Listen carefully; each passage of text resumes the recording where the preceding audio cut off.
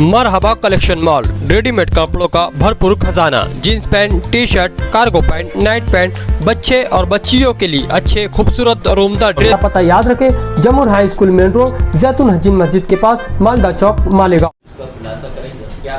नहीं, क्या हुआ कि समाजवादी पार्टी के जो नेतागण हैं, अपने मुस्तकिन डिग्निटी साहब और 4-5 पदाधिकारी मेरे पास आए थे और उन्होंने मुझे बोला कि 8 तारीख को, कल वो प्रेस के लिए मुझे बुला रहे थे। मैंने उनको बोला कि 8 तारीख मैंने नियोजित मेरा कार्यक्रम है, तो मैं 8 तारीख को मैं आ नहीं सकूँगी, लेकिन मैं रिक्वेस्ट करूँगी उनको, अगर उन्होंने आगे चल के अगर प्रोग्राम लिया तो मैं 8 तारीख को आऊँगी। अगर वैसा नहीं हुआ तो मैं एक्चुअली 9 तारीख को मैं प्रेस एक कामकाज के बारे में लेने ही वाली थी, लेकिन मुझे ऐसा बताया गया कि 9 और 10 को इज्तिमा का प्रोग्राम है, तो आप उसके पहले लेंगे तो अच्छा होगा। इसलिए मैंने 7 तारीख को प्रेस कॉन्फ्रेंस लिया है। डिग्निटी साहब ने मुझे रिक्वेस्ट की थी, लेकिन मैं 8 तारीख को क्या हुआ कि वो जो प्रोग्राम है उसमें मेरे हस्ते ही वो प्रोग्राम है, तो पत्रिका छप गई थी, इसलिए मैं वो कैंसिल नहीं हुआ। तो आज की प्रेस कॉन्फ्रेंस में आप उनको न्योता दिए थे कि 7 को हमारी प्रेस कॉन्फ्रेंस है, आप आ जाओ ऐसा? नहीं, क्या हुआ कि ये अचानक 7 तारीख को मैं प्रेस कॉन्फ्रेंस ले रही हूँ, क्योंकि 1 बजे मुझे सटाना में प्रोग्राम है। वो अपने पत्रकार दिन का ये प्रोग्राम है, अपने पत्रकार बांधवों का सत्कार का कार्यक्रम है, सकार प्रेस के माध्यम से वो हो रहा है, तो वहाँ पे मुझे जाना है और उनके 8 तारीख तो कंफर्म थी, तो इसलिए मैंने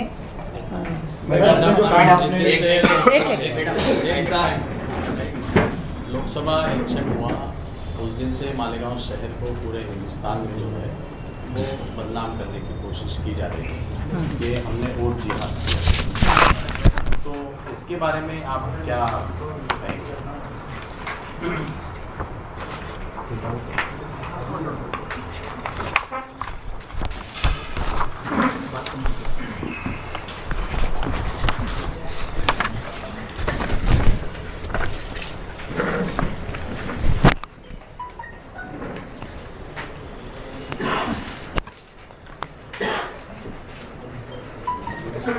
ये जो वोट जिहाद का मामला जो है,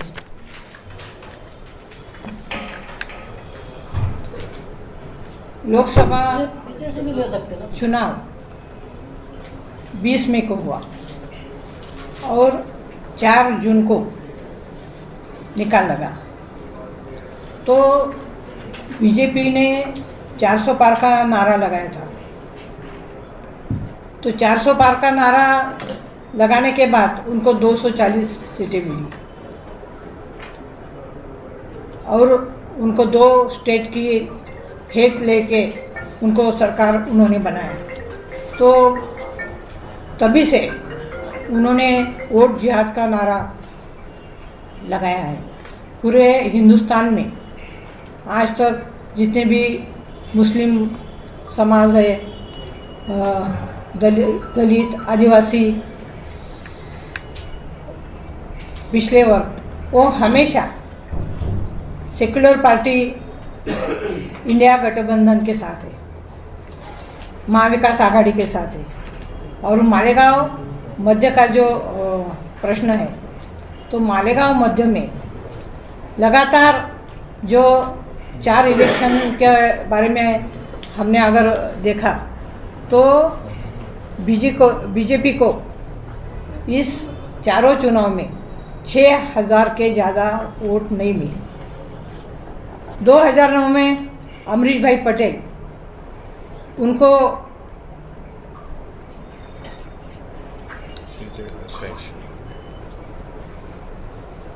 मैडम हम ऐसा चाहेंगे कि आप शॉर्ट में मतलब जो है ना, नहीं,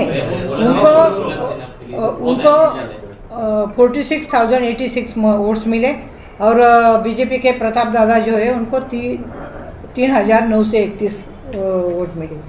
2014 में अमरीश भाई पटेल जो है उनको 1,33,346 वोट्स मिले मालेगांव में, मध्य में। और सुभाष भामरे बीजेपी को 5,746 वोट्स मिले। और 2019 में कुणाल बाबा उम्मीदवार थे सेक्युलर कांग्रेस के, उनको मालेगांव मध्य में 1,26,273 वोट्स मिले। और बीजेपी को 5,352 वोट मिले। और अभी 2024 में मुझे 1,98,869 वोट मिले। डॉक्टर सुभाष भामरे जी को, बीजेपी को 4,542 वोट मिले। ये चारों चुनाव जो है उसमें बीजेपी 6,000 से आगे कभी भी नहीं गई थी। और जो सेकुलर उम्मीदवार उनको ज़्यादा वोट्स मिले हैं, 1 लाख से ज़्यादा। अभी पिछले टाइम जो कुणाल बाबा को 1,26,000 वोट्स मिले और ये टाइम मुझे 1,98,000 वोट्स मिले। मेरे वोट 70,000 से बढ़ गए पिछले टाइम से, बराबर है। लेकिन अगर आप जो 5 विधानसभा मतदार संघ है उसमें बागलान में जो पिछले टाइम कुणाल बाबा वो 72,000 से पीछे थे, मैं 22,000 से पीछे हूँ, तो 50,000 वोट्स वहाँ पे भी मेरे बढ़ गए हैं। वैसे ही धुलिया सिटी में सिर्फ 4,800 वोट्स से मैं पीछे हूँ, वहाँ पे मेरे 32,000 वोट्स बढ़ गए हैं। वैसे ही धुलिया ग्रामीण में 90,000 से कुणाल बाबा पीछे थे, वहाँ पे मैं 32,000 से पीछे हूँ। यानी वहाँ पे भी वोट्स मिले सभी जगह 50,000, 30,000, 32,000। यानी हिंदू वोट्स भी मेरे बढ़ गए, मुस्लिम वोट भी मेरे बढ़ गए। ऐसा यहाँ पे वोट जिहाद का सवाल ही नहीं आता, क्योंकि मालेगांव मध्य में बीजेपी 6,000 से आगे गई ही नहीं है। मालेगांव का जो मुस्लिम है वो आज तक उन्होंने सेकुलर उम्मीदवार को ही वोट्स दिए। और मुझे बहुत गर्व है, मैं कांग्रेस और महा विकास आघाड़ी की उम्मीदवार होने के तहत मैं महिला होते हुए भी यहाँ के मालेगांव मध्य के 90% मुस्लिम और 10% हिंदू बांधव है, तो उन्होंने मेरे पे विश्वास रखा और मुझे यहाँ पे मतदान यहाँ पे मिला है। मैं आपको आपके ज़रिए उनको बताती हूँ कि मैं हमेशा उनके पीछे रहूँगी।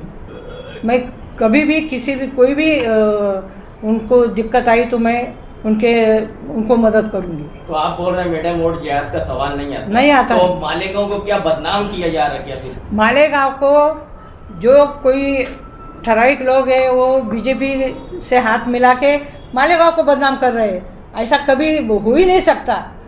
ये बीजेपी का फेक नैरेटिव है, ये मुझे बताने का है। के बाद किरीट सोमिया 3 मरतबा मालेगांव में और हर मरतबा उन्होंने अलग अलग प्रकार के आरोप मालेगांव पर लगाए। उनका धंधा ही है वो जहाँ भी जाते हैं ना ऐसा ही करते हैं, जाति में झगड़ा लगाने का, धर्म में झगड़ा लगाने का, ऐसा ही वो काम करते हैं। उनको छोड़ दिया है बीजेपी ने ये करने के लिए, ये बहुत गलत काम कर रहे हैं। मैडम अभी कुछ दिन पहले आए थे, उन्होंने कहा कि यहाँ पे रोहिंग्या रहते और रोहिंग्या को दाखिले बना के दिए गए, क्या आपकी कुछ ऑफिसर ऐसे है? मालेगांव में जो हमारे मुस्लिम भाई बहन हैं वो यहाँ पे उनका जन्म हुआ है, वो बरसों साल से यहाँ पे रहते, वो कभी भी बांग्लादेशियों को वो एक्सेप्ट नहीं करेंगे और कोई नहीं करेगा। बांग्लादेशियों से रहेगा या रोहिंग्या रहेंगे तो उनके खिलाफ यहाँ के मुस्लिम बांधव है और हम सब है। अगर कोई रहेगा तो पुलिस कार्रवाई उन पर होगी, वो देखेंगे कि क्या करना है। किट्स मैंने ऐसा कहा कि अधिकारियों ने अपनी गलती को स्वीकार किया, प्रांत ने माना कि हाँ हमसे गलती हुई है, आयुक्त ने माना कि हाँ हमसे गलती हुई है, तो क्या आप भी अलावा बैठक लेकर उनसे बातचीत करेंगे कि उनसे कौन सी गलती हुई है? उन्होंने ऐसा बोला है, मैंने उनसे बात की तो वो उनके ऊपर बहुत प्रेशर डाल रहे थे, तो उन्होंने ऐसा कहा कि हमने जो जाति के दाखले तो वो हम देते हैं, लेकिन तहसील पहले कोर्ट से आते थे, कोर्ट के जरिए, अभी 2023 के बाद तहसीलदार कार्यालय से आते वो दाखले, जन्म के दाखले, तो वो सब पड़ताल करके आधार कार्ड और जो भी कागज पत्र है वो देख के ही मालेगांव में यानी महानगर पालिका में आते, तो वो दाखले उनको देते हैं।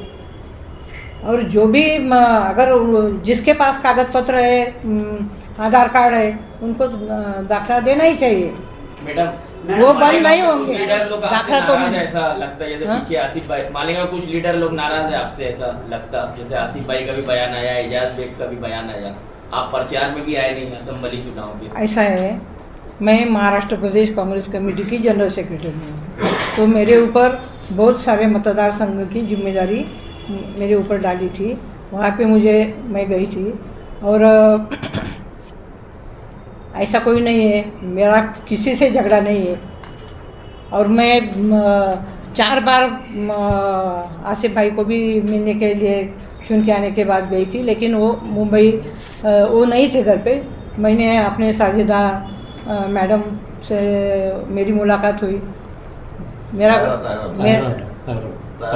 तायरा मैडम के यहाँ मैं गई थी, घर पे गई थी, मेरी अच्छी मुलाकात हुई, ऐसा कोई नहीं। सर्विस रोड को लेकर आपने कहा कि ये मैंने लेटर दिया, सर्विस रोड का, हाईवे का। हाँ, मालेगांव मध्य के एमएलए कहते हैं कि ये मेरा काम है, मांझी के खासदार कहते हैं कि ये पाठपुरावा मैंने किया है, नितिन गडकरी के जी के टेस्ट, अभी आप कहते हैं कि ये पाठपुरावा मैंने किया है। ऐसा है कि सभी का सहयोग, कोई भी काम अगर करना है तो उन्होंने प्रयत्न किया होगा ना, वो मैं ना नहीं बोलती, लेकिन मैंने खासदार होने के नाते प्रचार करते समय जो मतदारों ने मुझे बोला था कि ये सर्विस रोड होना ज़रूरी है, तो मैंने गडकरी साहब को पत्र दिया है और वो मंजूर हो रहा है।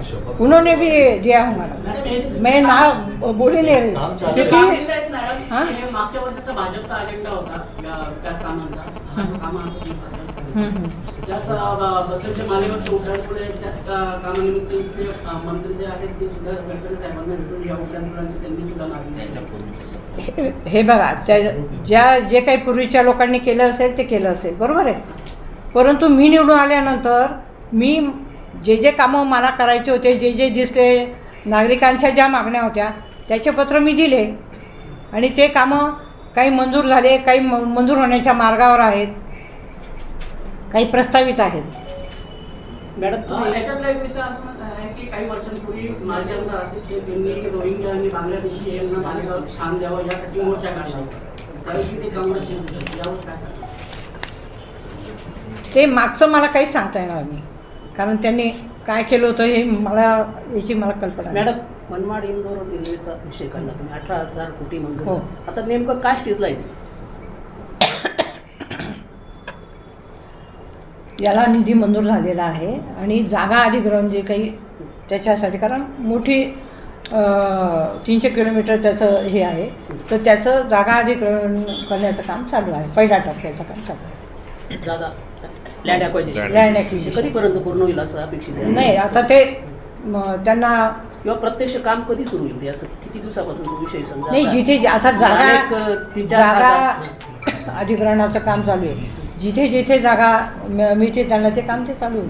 मैडम 7 महीना हो चुका है, आपको जीत के आ रही है पार्लियामेंट शहर में, इस तरीके की चर्चा चल रही है कि मैडम आती हैं, कुछ लोगों से मिलती हैं, इस्तकबाल होता है उनका, मेमोरेंडम लेती हैं और चले जाती है, लेकिन अभी तक के शहर में कब काम शुरू होगा, कब ऐसा होगा? ऐसा है, अभी 6-7 महीने हो गए, एक काम जो है कोई काम शुरू भी हुए नेशनल हाईवे के, बराबर है, और 6 महीने में ऐसा थोड़ी होगा, ये प्रोसेस रहती है, यानी मान्यता मिलती है, फिर वो DPR तैयार होता है, निविदा निकलती है, फिर काम चालू होता है ना। आपने कहा था कि मैं मालेगांव के अंदर ऑफिस डालूंगी, संपर्क कार्य झाले लवकरच ते होईल. मालेगांव में ऑफिस डालना है, जगह का तलाश चालू है, क्योंकि रोड पे सबको आसानी से आना जाना चाहिए, इसलिए जगह हम देख रहे हैं और ज़रूर ऑफिस हम वहाँ पे करेंगे। और जो खासदार निधि जो है उसमें से ई पोर्टल को हमने कुछ काम दिए भी है, 60 लाख के खासदार निधि में से काम दिए और भी देने हैं।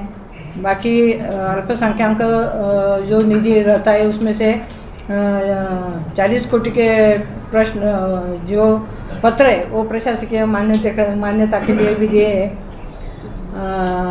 मिलत मदरसा है यहाँ पे DPR रास्ता वो भी काम तैयार हो रहा है और कई कामों के यानी 2-3 कोटी के कामों के भूमि पूजन भी होने वाले हैं। वायरी गटर को लेकर मैडम आपसे पहले बात हुई, हाँ हाँ अंडरग्राउंड गटर को लेकर अड़ाव बैठक लगाने वाले थे, अभी तक आपने लेटर दिया और इसके पहले आपने कहा कि हमने आयुक्त को आदेश दिया है काम बंद कर देने का। आयुक्त साहब ने काम चालू है अभी? नहीं, आयुक्त साहब ने मुझे बोला कि वो बंद करके हम सिटी में के जो काम है वो करेंगे, ऐसा उन्होंने मुझे बोला है। अगर आप बोल रहे हैं कि वो काम चालू है, पूरे शहर को खंडर बन चुका है। जब वो चालू है उतने तक वो पूरा करेंगे, उसके आगे नहीं चालू करेंगे, ऐसे में उनको जहाँ पहले जो पाइप डाल रहे हैं वो आज तक पूरे शहर के अंदर जहाँ पूरा शहरी समझ में पहुँच चुके हैं वो लोग, लेकिन कहीं पे भी उसके ऊपर माल डाल के उसको नहीं कर सकते। पेजवर काम नहीं हुआ, पेजवर काम नहीं हुआ, जो एग्रीमेंट में था ठेकेदार को उसके मुताबिक काम नहीं हो रहा है। नहीं, उसके बारे में एक मीटिंग लेगी। जिल्हा निर्मितीसाठी काही प्रयत्न करणार. जिल्हा निर्मिती ही झाली पाहिजे आणि याच्यासाठी आमची आग्रहाची मागणी असणार आहे. मला फक्त आपल्या माध्यमातून एकच सांगायचं आहे की हे BJPच्या माध्यमातून हे दहशतीचं, दादागिरीचं, भीतीचं वातावरण हे तयार करताय. तर मला एवढं सांगायचं आहे, माझे मुस्लिम बांधव, माझे हिंदू बांधव यांना मी असं सांगू इच्छिते की डरो मत. कोई भी अगर गलत तरीके के आएंगे और जानबूझ के यहाँ का वातावरण खराब करेंगे तो ऐसा नहीं होगा. क्या आप रास्ते पर उतर कर एक आध मोर्चा या कुछ ऐसा मतलब लोगों को हिम्मत या हौसला देने के लिए? नहीं, मोर्चा नहीं, मैं आपके जरिए मैं बताती हूँ कि ऐसा कुछ नहीं होगा. हर एक को दाखला मिलेगा, जिसके पास सही कागज पत्र है उनको ज़रूर दाखले जो है जन्म तारीख के वो मिलेंगे. तो कोई दिक्कत नहीं आएगी. किसी को भी अगर कुछ होगा तो मुझे बताओ, मैं मदद करूँगी. और डरने का कोई काम नहीं है, किसी से डरने का नहीं है. मैं हमेशा मुस्लिम और हिंदू भाइयों के पीछे हूँ. मैडम, आपने सब तफसील बताया, उसके अंदर एजुकेशन का विषय छूट गया. मालेगांव में हायर एजुकेशन नहीं है, प्राइमरी एजुकेशन का सिस्टम पूरा टोटल लॉस हो चुका है. उसके नहीं, अभी एजुकेशन का जो मामला है तो हम अच्छा एजुकेशन और एजुकेशन के लिए और क्या कर सकते हैं इसके लिए मुझे मीटिंग लेनी है. अभी हमारे मालेगांव बायर के जो आमदार है डॉक्टर अपने दादा भूसे साहब, वो एजुकेशन मिनिस्टर बन चुके हैं, उनके साथ भी मुझे बात करना है. और हम अच्छी तरह से यानी हमारे जो बच्चे अच्छी तरह से उनकी पढ़ाई हो. और जूनियर कॉलेज है तो जहाँ पे जूनियर कॉलेज तक है तो वहाँ पे सीनियर कॉलेज देना पड़ेगा, पॉलिटेक्निक कॉलेज देना पड़ेगा. इसलिए मैं ज़रूर कोशिश करूँ. थोड़ा तालीम माफिया के ऊपर भी मतलब कुछ अपना मतलब वाच रहेगा क्या? एजुकेशन माफिया जो है उस पर कुछ वाच रहेगा? नहीं, अगर एजुकेशन माफिया का कुछ मसला है तो अगर मुझे किसी ने बताया तो मैं ज़रूर उसकी जांच करूँगी. मॅडम, मनमाड आणि तुम्ही ते 4 पदरी 6 पदरी असेल तर सटाण्याची पण ट्रॅफिक भरपूर. तुम्ही सटाण्याचा 4 पदरी हा विषय आहे का तुमच्याकडे? मालेगाव सटाणा रस्ता कुठलं कुठलं मालेगाव ते सटाणा रस्ता याच्यावर पण ट्रॅफिक मोठ्या प्रमाणावर वाढली आहे. 6 लेन 6 हां, 6 लेन आपण करतो सटाणा पण हो ठीक है